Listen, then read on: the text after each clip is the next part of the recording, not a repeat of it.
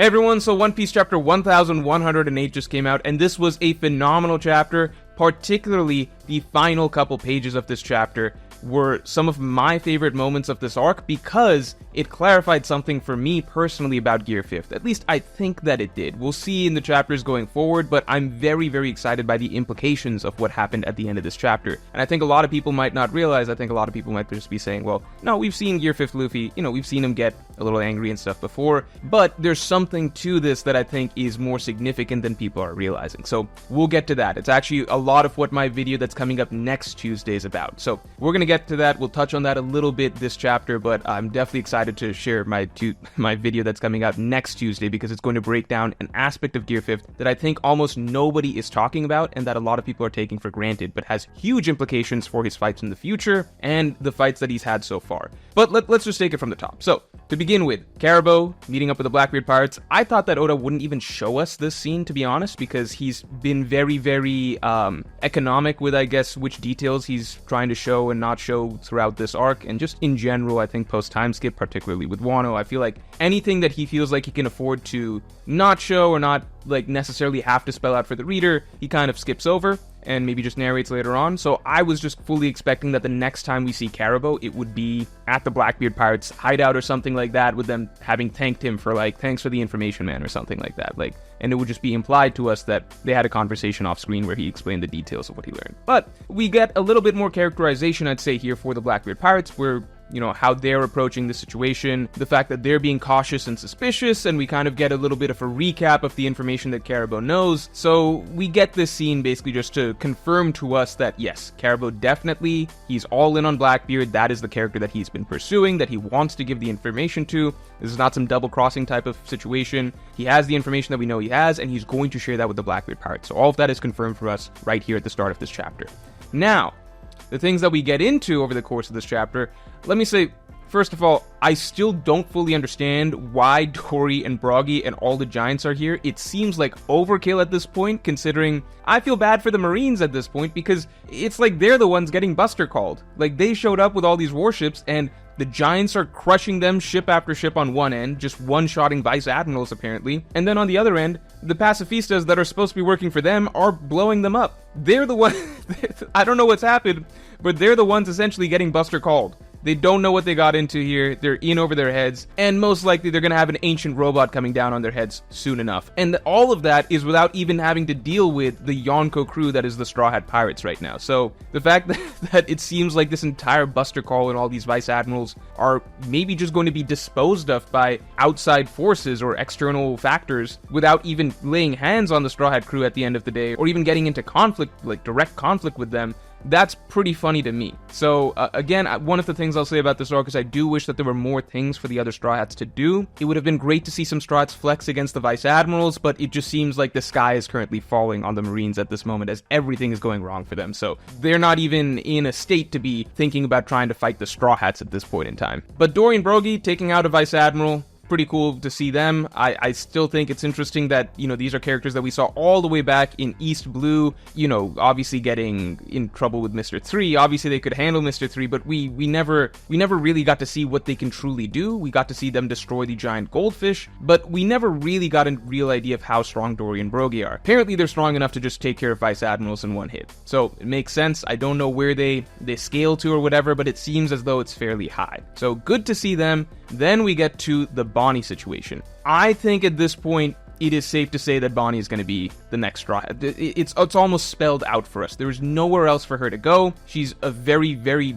big threat to the world government because of the ability that she possesses. It's almost an identical situation to Nico Robin. She just has to find a home with the Straw Hats. She's essentially been asked to be taken into their care. Bonnie views Luffy as a role model, essentially. He's the person that she's been aspiring to be. She's been looking for him for all this time. Roger had cabin boys on his ship. It just feels like so many things are clicking together here. Bonnie seems like the next Straw Hat, and I feel like she is a welcome addition. Some people have talked about, well, is it too late in the story for new Straw Hats to join? I guess not. I guess as long as there's still islands to go and more adventures to be had, it's fine for someone to join. I think especially because Bonnie seems like she's going to be joining in the role of cabin girl, which in itself is more of an apprentice type role. And so as an apprentice, I wouldn't expect her to necessarily have gone through all of the same same adventures, trials, and tribulations as the rest of the Straw Hats. I talked about this in my last video about Bonnie becoming a Straw Hat, and how she seems set to kind of have a sort of passing of the torch from Luffy to her. You can watch that video if you want more elaboration on that. But it does seem as though she's kind of beginning her journey,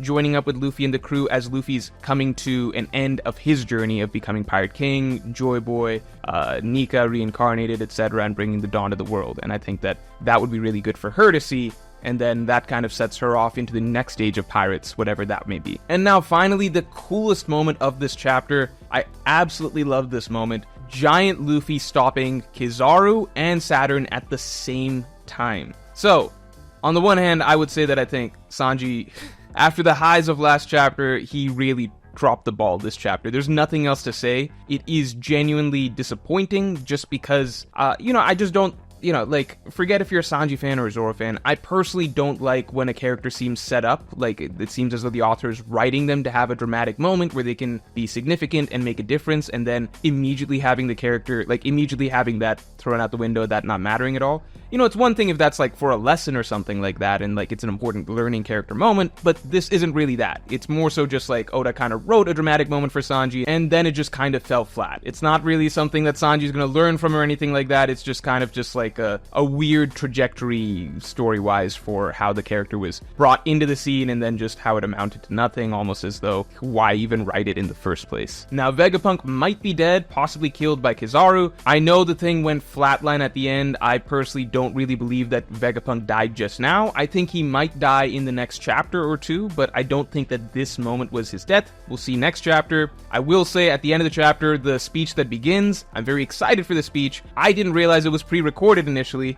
I found that out from Stream, who basically roasted me, and then I tried to play it off because I was very embarrassed, but, I'll be honest here, I didn't realize it was a pre-recorded speech. I was like, oh, so Vegapunk's now just being able to talk and broadcast to everybody. I don't think Vegapunk's dead, but I do think, I've been saying for a while now, I think by the end of this arc, Vegapunk likely dies. Maybe Lilith is the only one that still survives. The speech that he's about to give, I am happy at the very least that I'm probably going to be right in some way, and that I did a video some time ago about how I labeled it like Luffy's going to trigger the end of the world. I thought that Luffy would destroy Punk Records at the end of this arc, releasing all the information of Punk Records to the world. We're getting something very, very similar, and I believe that that would be the Egghead incident. We're getting something very, very similar, but it seems like it's just going to be Vegapunk himself explaining the truth to the outside world. And I think that that's just as powerful, gives more agency to Vegapunk. I would have liked to see Punk Records involved in some way just because it seems so important, but at the end of the day, as long as Vegapunk is able to share some information to the outside world and reveal some truth about the true nature of the world government and what they're working towards or what they've been doing for so long, I think that's the type of catalyst that's needed to really trigger the start of this final war and this final conflict. Because again, I've talked so many times, you can't have a dawn, you can't have a revolution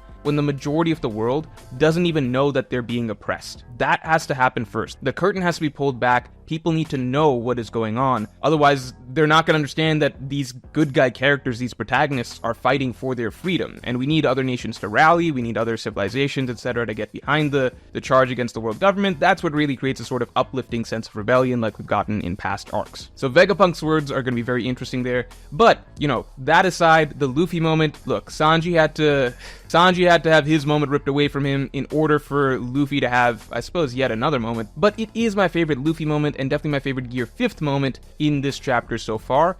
Gear 5th's initial introduction is still my favorite Gear 5th moment, I suppose, but this comes up as a hard second, just because it finally showed clearly and decisively a very different side of Luffy's persona that can come out in Gear 5th, and it's just that he needs to be triggered to a certain point to get there. And we've talked a lot about Gear 5th and tension. We've had moments before where, Luffy's had an angry face for a moment here or a moment there, but this was very different. This was genuinely terrifying. This was Luffy actually doing legitimate damage to Kizaru and making Kizaru look helpless, despite the fact that Luffy had him in a very similar situation in their previous fight, and Luffy clearly didn't go as hard the last time that Luffy grabbed him. So we can see a very different side of Luffy come out here. I feel like even if we don't see that much more of this over the course of this arc, the potential has been planted for all sorts of much darker, much more serious spins on Gear 5th than what Luffy can get to in future fights with Gear 5th. Because at the end of the day, I like the comedy, obviously I love the creativity of Gear 5th, I love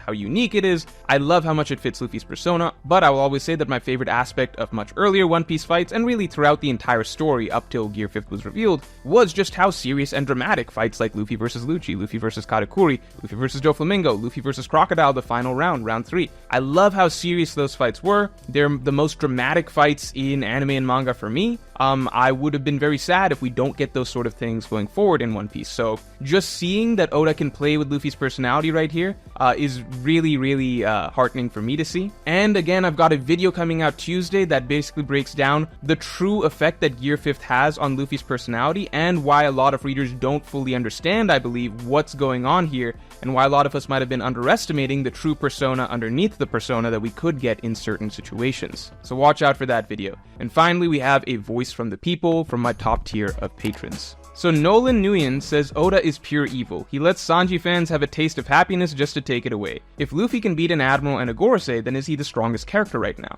Because that's two high-tier characters that he's defeating. It's more likely that Zoro comes over to help out though. So I think this moment is a huge flex. We don't quite know where Saturn is supposed to rank power scaling wise, but let's say for the sake of argument we pretend he's Admiral level, quote unquote, right? Maybe you think he's up a little bit, maybe you think he's below a little bit, I don't know, but let's say just for the sake of argument that let's say he and Kizaru are equals, alright, just for fun. This moment right now of what Luffy just did, of having essentially an Admiral in one hand coughing up blood, and an Admiral, Saturn, in the other hand just being held down and pinned down, this is maybe one of the most impressive single moments in all of One Piece. I cannot think of anything comparable that any character has done. If you look back at Whitebeard at Marineford, he wasn't going to be doing that, at least that version of Whitebeard, he was not going to be doing that to two admirals. He had his hands full with just one. Luffy, obviously, initially it seemed like he had his hands full with Kizaru the first time around, but this is a very different Luffy that we're seeing right now. Again, serious, angry Gear 5th seems like a totally different beast, and I really hope you guys check out this video on Tuesday because it breaks down how Gear 5th's power actually seems to work. Now, that being said,